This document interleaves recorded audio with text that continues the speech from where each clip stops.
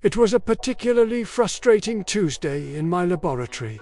Not due to a lack of ideas, never that, but because Michelangelo had just gained 50,000 followers on Instagram with a single photo of the Sistine Chapel ceiling. 50,000 for a photo? There I was, gazing at my reflection in a polished bronze mirror, carefully adjusting my beard as I stared at the most mysterious object that had ever appeared in my laboratory, an ultra-modern smartphone. To this day, I don't quite know how it came to me, but there it was, gleaming with infinite possibilities. If that muscle-bound painter managed to get so much attention with a single image, I thought I, Leonardo da Vinci, master of all arts and sciences, can surely conquer this thing called the internet. I picked up the device with the same caution I use for my most delicate experiments. The screen glowed with a colorful icon. TikTok, what a peculiar name. Was it a reference to the sound of clocks I have yet to invent? The first task seemed simple enough. Choose a username for someone who designed flying machines and mapped the human body. This should be a breeze. At Leonardo da Vinci official seems appropriate, I murmured, typing with confidence. Username already exists, replied the system in its irritating, robotic voice. What do you mean, it already exists? At Real Leonardo then? Username already exists. After 15 increasingly desperate attempts, I finally succeeded. At Leo_Da Vinci_Real_1452. My digital humiliation had begun even before posting the first video. For my debut, I chose my favorite subject, human anatomy. After all, who wouldn't be fascinated by the magnificence of blood circulation? I carefully positioned the phone and began. Greetings, noble viewers. Today, I shall demonstrate the magnificence of human blood circulation, discovered through meticulous studies I conducted by dissecting more than 30 bodies in complete secrecy, defying the laws of the church and traditional medicine. 15 minutes later, I was still explaining the technical details of the ventricular structure.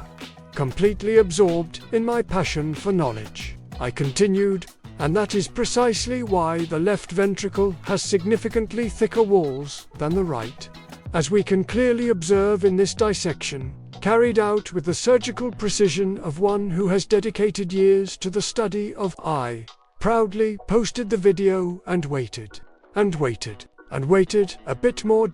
A week later, I checked the stats with the anticipation of someone who had just discovered linear perspective. 50 views in an entire week. The comments were even more devastating.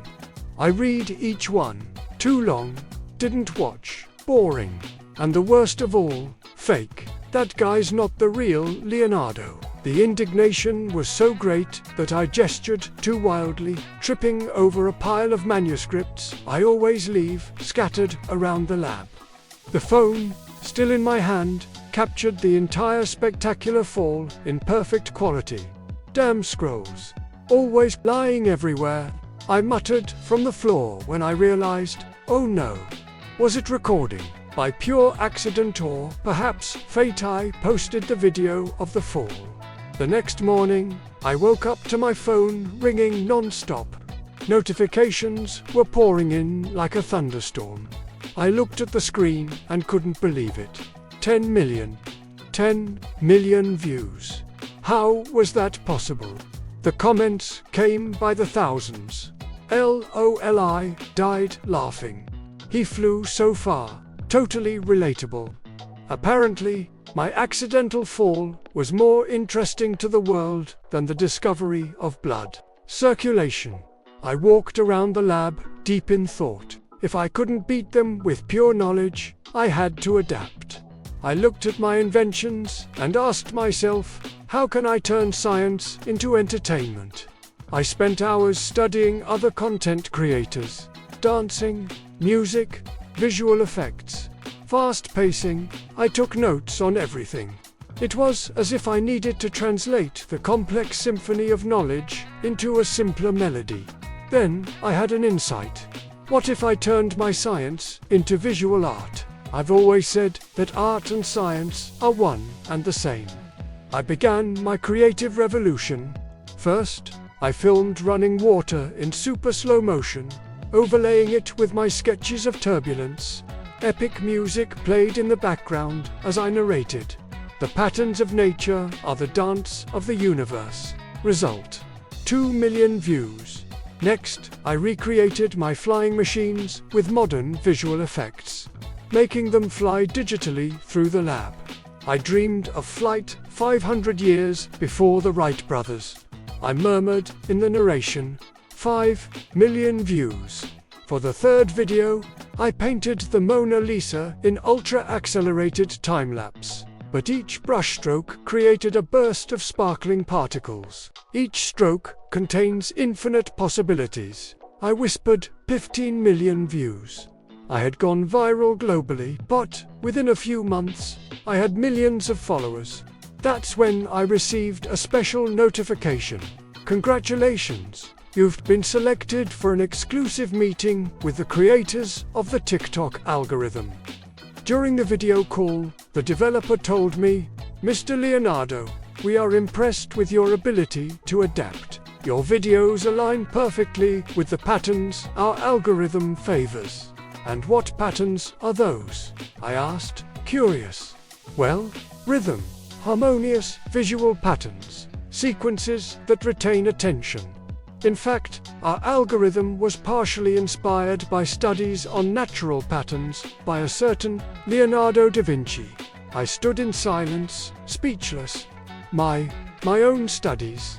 Your work on the golden ratio, Fibonacci sequences, motion patterns, influenced generations of mathematicians who eventually inspired our recommendation algorithms. I remained alone in my laboratory, looking at the phone and then at my old manuscripts. I started laughing. All this time, I had been fighting against my own legacy. The algorithm recognized my patterns because I had created the foundations for them. I picked up a quill and wrote on a scroll. Note to posterity. True innovation is not in rejecting the new, but in recognizing that the new is often just the old, dancing to a different rhythm. I looked where I imagined a camera would be and smiled, and perhaps, just perhaps, I've just invented the first viral philosophical reflection in history. I posted the video. Within hours, 8 million views. Some things never change. They just find new ways to dance. Now, if you'll excuse me, I need to figure out how to do this so-called gritty dance everyone's asking for in the comments.